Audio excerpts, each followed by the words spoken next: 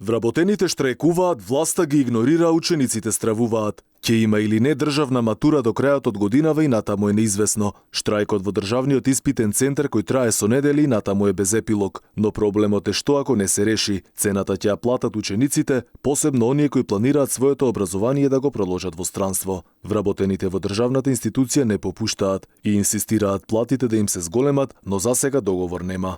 На последниот состанок во Министерството за финансии, единствено што им било понудено е К15, како и покачување на платите од 2000 денари, но само за половина од вработените. Како што велат оттаму, тоа и законски им следувало. Ние баравме состанок во влада, значи, што би требало да биде обратно, и свативме дека нас повеќе ние повеќе се грижиме за децата, него што државата се грижи.